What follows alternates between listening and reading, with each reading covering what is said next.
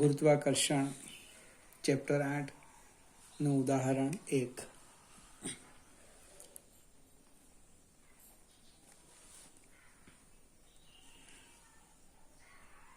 ગ્રહોની ગતિ માટે કેપ્લરનો બીજો નિયમ છે. થોડીક મારી આકૃતિ લંબવૃત્તિઓ દેખાતી નથી પણ સમજવા પ્રયત્ન કરીએ. આ એના બે કેન્દ્ર છે અને એસ કહીએ. એ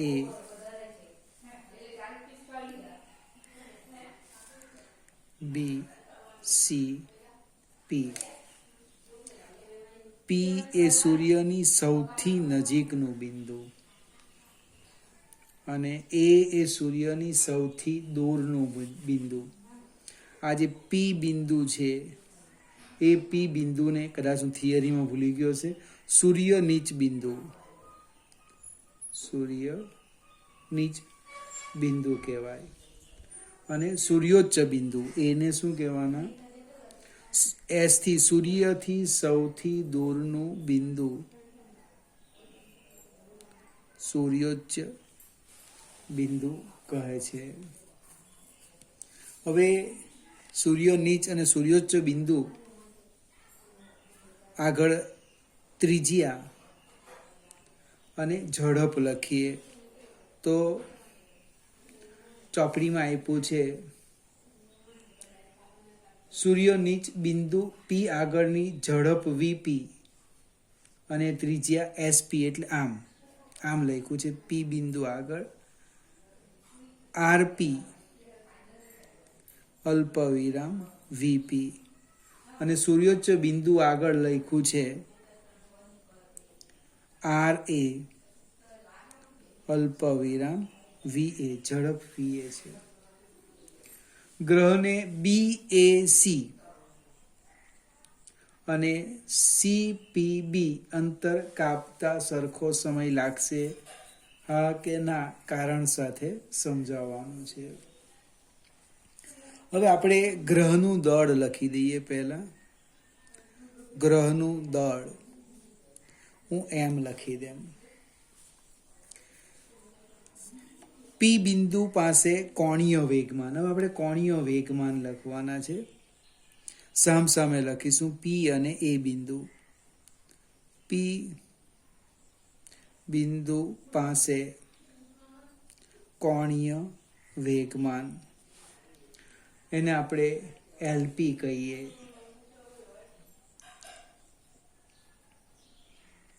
તો આરપી ક્રોસ એમ વી પી, અથવા તો આર ક્રોસ પી લખી દો પહેલા તો પણ ચાલે. આર ક્રોસ પી, પી બરાબર એમપી. હવે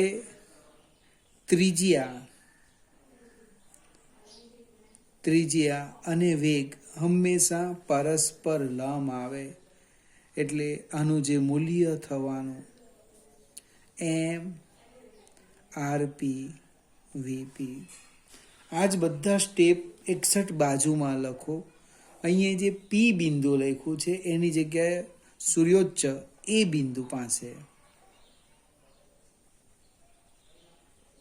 શા માટે લખીએ હજુ આપણને ખ્યાલ નથી, જસ્ટ લખીએ.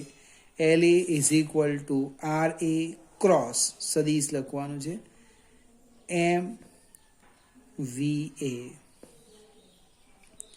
હવે અહીંયા પણ ત્રિજ્યા અને વેગ પરસ્પર લંબ, થીટા 90 એટલે sin 91 થશે, એટલે મૂલ્ય લખી દેમ આ આર એ એમ વી એ.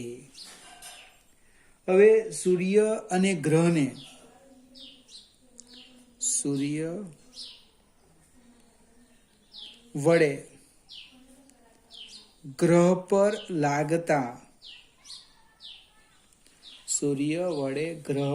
લાગતા બળની કાર્યરેખા સૂર્યમાંથી પસાર થાય. બને કોઈ પણ બે કણ વચ્ચે જે ગુરુત્વાકર્ષી બળ લાગે એ બળની દિશા એ તે બે બિંદુઓને જોડતી રેખાની દિશામાં હોય. એટલે એક કણ તરીકે સૂર્ય લઈએ, અને એક કણ તરીકે તમે સૂર્ય લઈ લો અને બીજા કણ તરીકે ગ્રહને લો, તો એ આમ થવાનું ફિગર આમ આ દિશા આવવાની. ખ્યાલ ને આવી રીતે જે હોય તે અહીંયા હોય તો આ દિશામાં આવવાનું. એનો અર્થ કે સૂર્ય વડે ગ્રહ પર લાગતો ટોર્ક શૂન્ય, એટલે કે સૂર્યની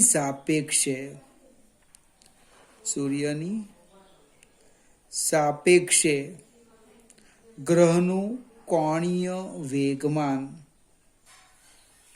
એલ કેવું થાય? અચળ. અચળ કેવી રીતે લખાય? તો આમ લખાય, એ બિંદુ પાસેનું કોણીય વેગમાન બરાબર પી બિંદુ પાસેનું કોણીય વેગમાન. એમ આર એ વીપી બરાબર એમ આર એ વી એ. કોણીય વેગમાન શા માટે શોધ્યું? આર અને એટલે ત્રિજ્યા અને ઝડપ વચ્ચેનો સંબંધ મેળવવો હતું. મને ટોર્ક શૂન્ય થાય એટલે કોણીય વેગમાન અચળ, એનો ઉપયોગ કરવા માટે આપણે પી બિંદુ અને એ બિંદુ પાસે કોણીય વેગમાન શોધ્યું. એમ અને એમ નીકળી જાય છે. આનો અર્થ વીપી બાય વી એ બરાબર આર એ બાય આરપી. અથવા આમ નહીં લખવું તો આ પણ ચાલે. બેઠું વીપી આર એ બરાબર વીપી આરપી બરાબર વી એ આર એ. આ બેનો ગુણાકાર અચળ, આરવી ઇક્વલ ટુ અચળ. જો આર મોટા હોય તો વી નાના થાય, આર નાના હોય તો વી મોટા થાય. એટલે અહીંથી પણ લખી શકાય, અહીંથી પણ લખાય, અહીંથી પણ લખાય. બને જો આર એ આપણે અહીં જોઈ શકીએ છીએ આકૃતિ પરથી કે આર એ ગ્રેટર ધેન આરપી, આર એ ગ્રેટર ધેન આરપી. એનો અર્થ શું થવાનો? કે વી એ લેસ ધેન વીપી.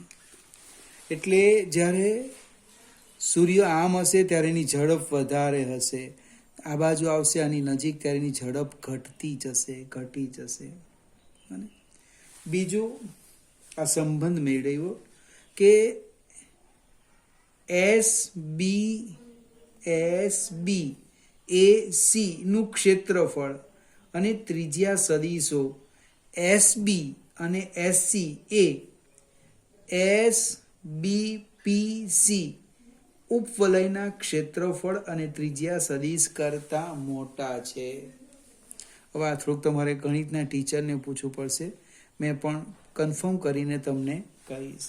પણ અહીંયા શું થવાનું? આ બંનેનું ક્ષેત્રફળ સરખું છે, અને એટલે આ ભાગમાં એની ઝડપ ઘટી જાય છે.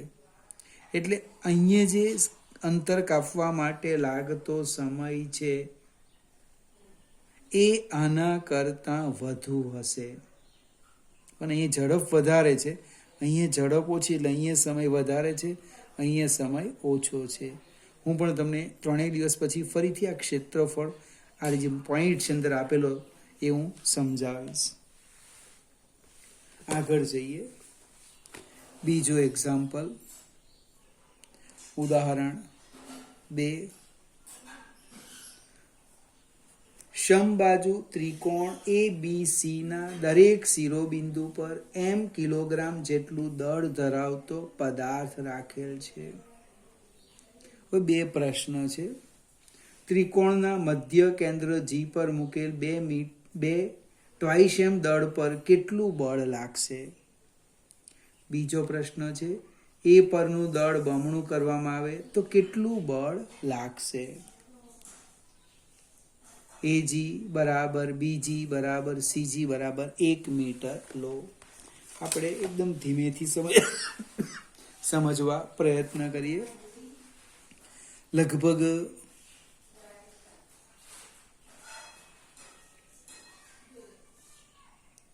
આવો એકાદ દાખલો આગળ ગણી ગયા છે. આ સમબાજુ ત્રિકોણ લઈ લઈએ આ રીતે.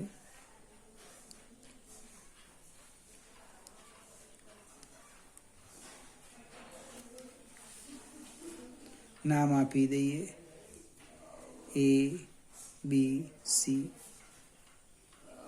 એનું મધ્ય કેન્દ્ર લઈ લઈએ. અહીંયા મધ્ય કેન્દ્ર આ રીતના જસ્ટ વિચારીએ આપણે. ફિગર જોજો, સમજવા પ્રયત્ન કરજો.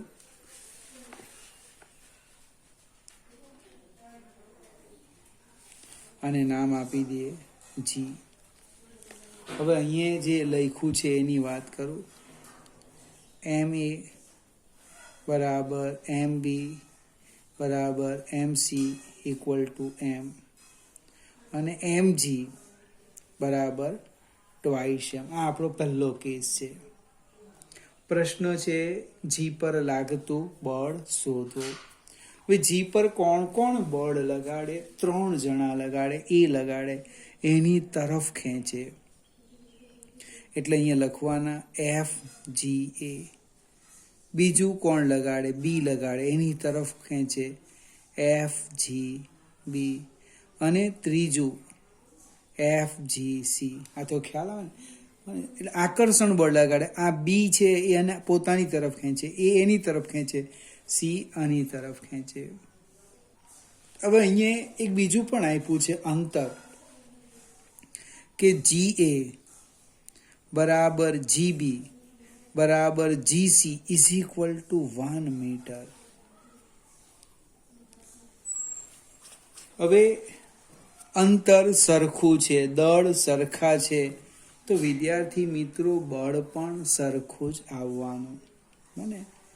એટલે બળના મૂલ્યની જો વાત કરું તો આમ લખાય FGA. મૂલ્યની વાત કરું, દિશા નથી રહેતો. FGB બરાબર FGC બરાબર GM ટ્વાઇસ M બાય 1/2. ખ્યાલ આવે કે નહીં આવે? માત્ર મૂલ્ય લખું. G પર A વડે લાગતું બળ, B વડે લાગતું બળ અને C વડે સરખા જ આવવાના. કેટલું? તો G M1 M2 અપન R². એટલે શું થવાનું મને? Twice GM². હવે સદિશ છે, બળ કેવી ભૌતિક રાશિ? સદિશ છે. એટલે આપણે દિશા લખવા માટે એકમ સદિશનો ઉપયોગ કરવો છે. તો આ રીતના ફિગરનો વિચાર કરીએ અને હું એક્સ અક્ષ લઈ લેમ જો આમ, અને આપણે વાય અક્ષ લઈએ. વાય અક્ષ થોડી તમે આકૃતિ જેની પરફેક્ટ એને કોઈ પ્રોબ્લેમ નથી. હવે સમબાજુ ત્રિકોણ છે. હવે આ જે સમબાજુ ત્રિકોણ છે એના દરેક ખૂણા કેટલા આવે? 60ના. આ લંબ દ્વિભાજક થવાનો ખૂણાનો, એટલે આ 30 થવાનો. જો આ 30 હોય તો આ જીનલ જો ઝેડ બને, જીનલનો ઝેડ આ 30 એટલે આ પણ કેટલો થાય? 30 થાય. સેમ અહીંયા આ 30 છે એટલે આ ખૂણો પણ કેટલો બને? જીનલનો ઝેડ આ 30 થવાનો. હવે આ જે એરો છે એ ત્રીજું ચરણ છે ને એમ પણ ખ્યાલ આવે, પહેલું બીજું ત્રીજું ને આ ચોથું છે. એટલે આ ખૂણાની આ પાસેની બાજુ એટલે આમ લખાય FGB cos 30. આ એની સામેની બાજુ થવાની મને, આમ સામે લખાય ને એટલે અહીંયા લખું છું FGB sin 30. ખ્યાલ આવે છે ને? થોડાક અક્ષર નાના થઈ ગયા, સ્પેસ ઓછી છે એટલે. સેમ ચોથું ચરણમાં આ એની પાસેની બાજુ FGC cos 30. આ એની સામેની બાજુ થવાની FGC sin 30. હવે આપણે સેજ આગળ વધીએ. G પર લાગતું બળ હું જી પર લાગતું બળ શોધું છું. એફ જી સંપાતપણાનો સિદ્ધાંત લખવાના. એફ જી બરાબર એફ જી એ પ્લસ એફ જી બી પ્લસ એફ જી સી બધા ઉપર સદીશ મૂકો, નહીં તો શું થાય? અદિશ સરવાળો. અદિશ સરવાળો તો ખૂબ સરળ છે.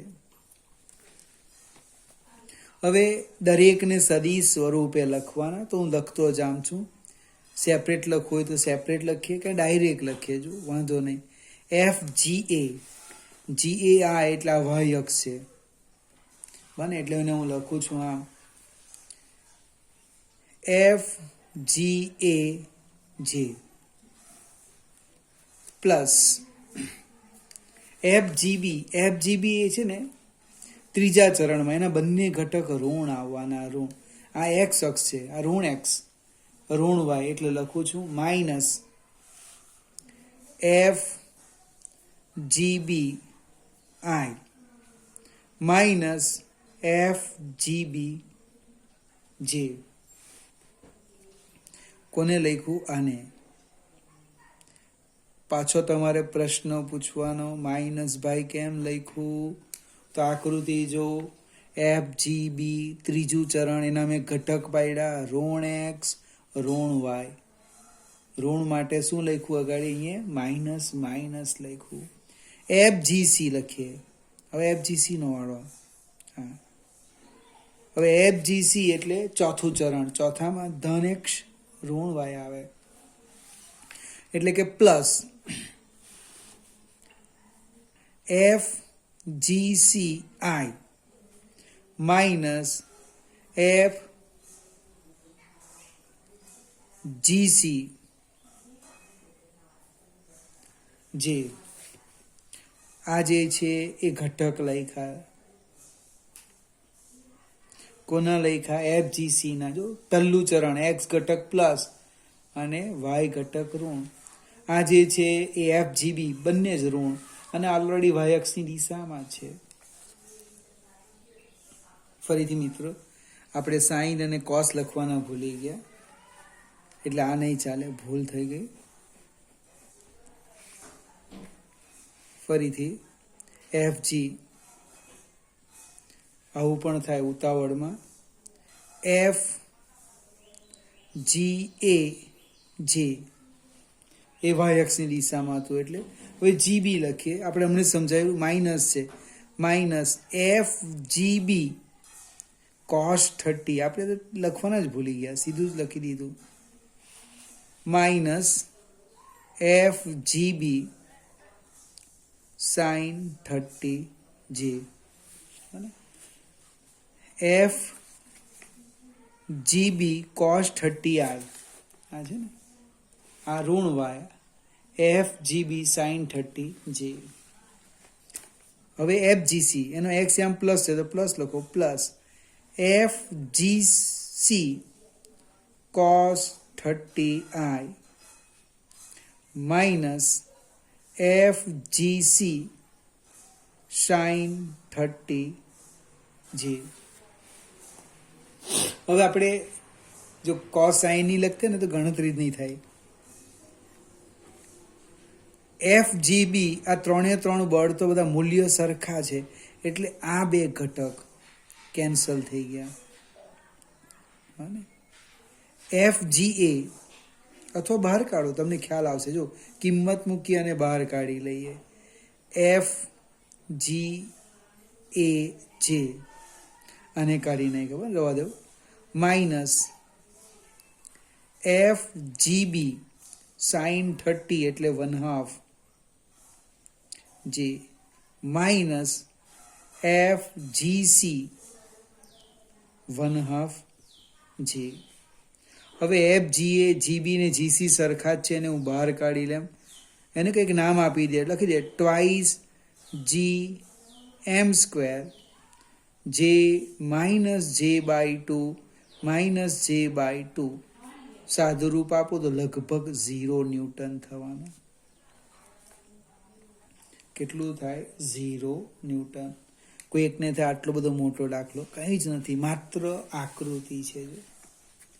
આ વાય અક્ષ લઈ લીધું, FGB ત્રીજા ચરણમાં એના 2 ઘટક પાડ્યા, પહેલું ચોથું ચરણ 2 ઘટક પાડ્યા અને સરવાળો કીધો. ટૂંકમાં એકમ સદીશ લખવાનું યાદ રાખવાનું. અને મારી ભૂલ થઈ કેવી થઈ, સાઈન લખવાનું જ ભૂલી ગયું, એવું નહીં ચાલે. ઘટકમાં જે આવે સાઈન કોસ સાથે લખવું પડે. હવે એક સ્ટેપ આગળ વધીએ. અહીંયા એ પાસે જે દળ છે એને બમણું કરી દઈએ. જો બમણું કરે એટલે આ તો લખવાના જ આપણે અહીંથી. હું ફરીથી આ સ્ટેપ લખું છું, જોજો. મને FG પાછો લખું છું, બી વિભાગ.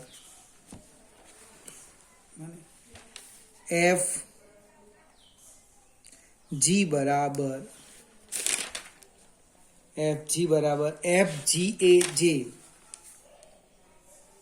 FGAJ માઇનસ FGB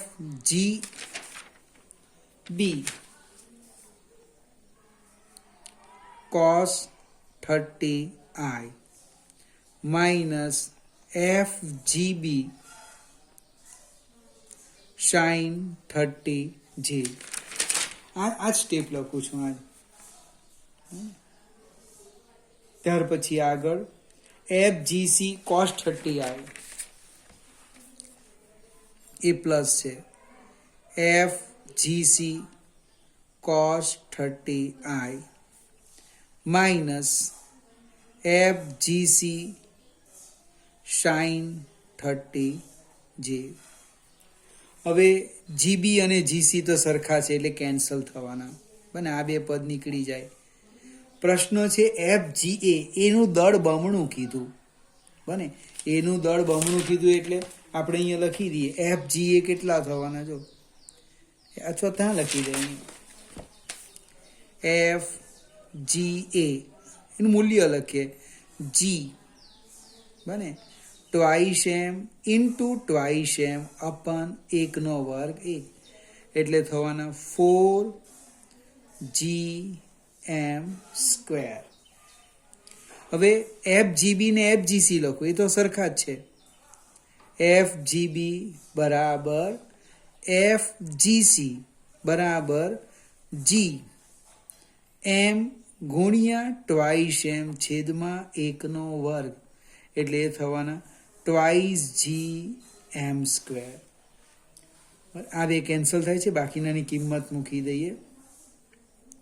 FGA એટલે 4GM square J minus FGB twice GM square sin 30 એટલે 1/2 J minus twice GM square sin 30 1/2 J.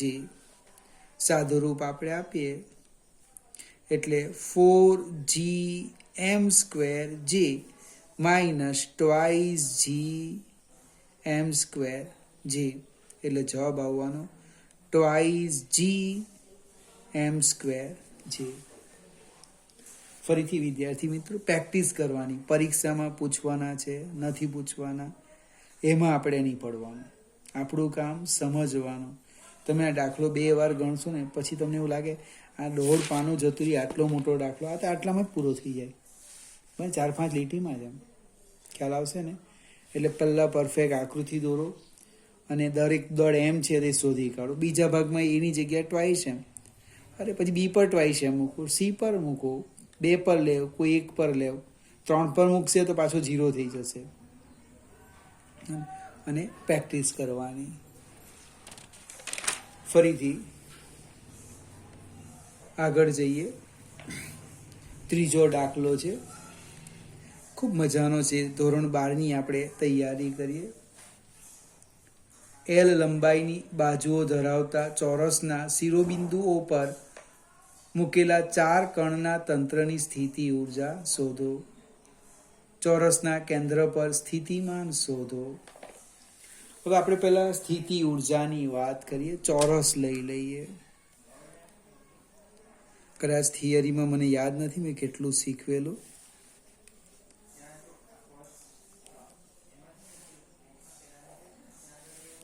સ્થિતિ ઉર્જા આ ચોરસ છે. દરેકની લંબાઈ L છે. અને શરૂઆત કરું 1 2 3 4. હવે સ્થિતિ ઉર્જાનું સૂત્ર કંઈક આવું છે, યાદ આવે. U બરાબર minus G m1 m2 અપન r12. મને સમજવા માટે લખતો છું. તો બબ્બે કણોની જોડ બનાવવાની. તો હું જોડ બનાવું. જો આ રીતના લખું. તંત્રની સ્થિતિ ઉર્જા જોજો. તંત્રની સ્થિતિ ઉર્જા એટલે કે U. બબ્બે કણની જોડ લખું છું કે એકદમ ફિગર આકૃતિ જોજો. 1 2 ની એટલે પહેલા આવે U12, પછી 1 3 U13, 1 4 U14. ચાલો આ પતી ગઈ. આગળ જઈએ. 1 2 1 3 1 4. હવે લઈએ 2 3 2 4. જો U23 પ્લસ U24. ચલો 1 2 ને તેની જોડ પતી ગઈ. 3 અને 4 લઈએ પ્લસ U34. આ પણ એક સમજવાની વસ્તુ છે. કણ એક સાથે 1 2 1 3 1 4. બે એક નહીં આવે, અદિશ છે ને એટલે સરખું જ આવે. એટલે 1 2 1 3 1 4. હવે લઈએ 2 3 2 4. પતી ગયું. 3 4. હવે બધાની કિંમત મૂકવાના છે. તો લખું છું જો U બરાબર minus G m1 m2 અપન r12. બને. ચલો 1 2 પૈતા 1 3 m1 m3 r13. G 1 4 m1 m4 r14. Minus લખવાનું યાદ રાખજો. માઇનસ G હવે 2 3 m2 m3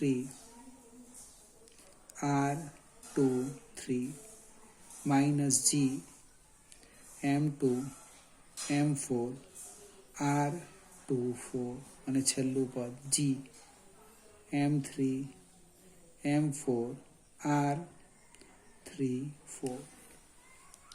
હવે m1 બરાબર m2 છે ભાઈ.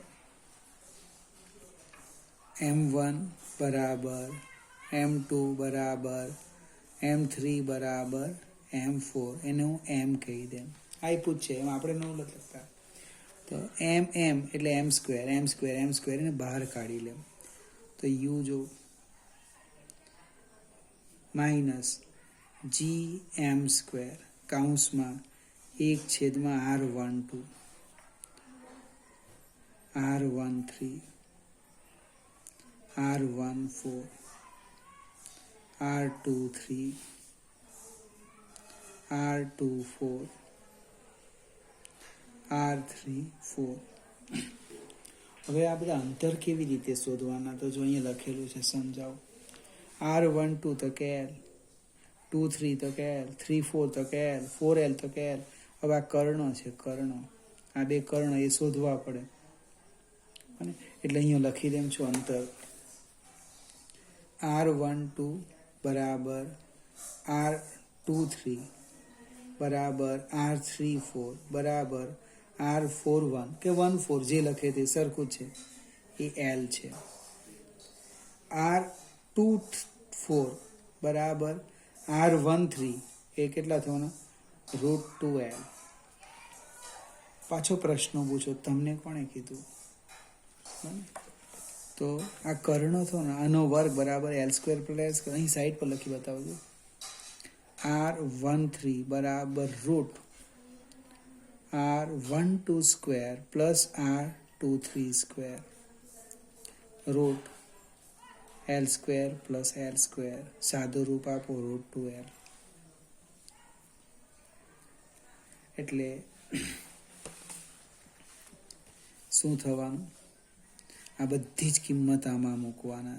જોઈએ માઇનસ GM સ્ક્વેર R12 એટલે 1/n plus 13 route 2l 14l 23l 24 route 2l 34l ગણવાના 6 પદ થાય કેટલા છે ને 1 2 3 4 5 6 1 2 3 4 5 6 એકાત્રે એ પણ જાય 1/n 1/n 1/n એટલે 4 થવાના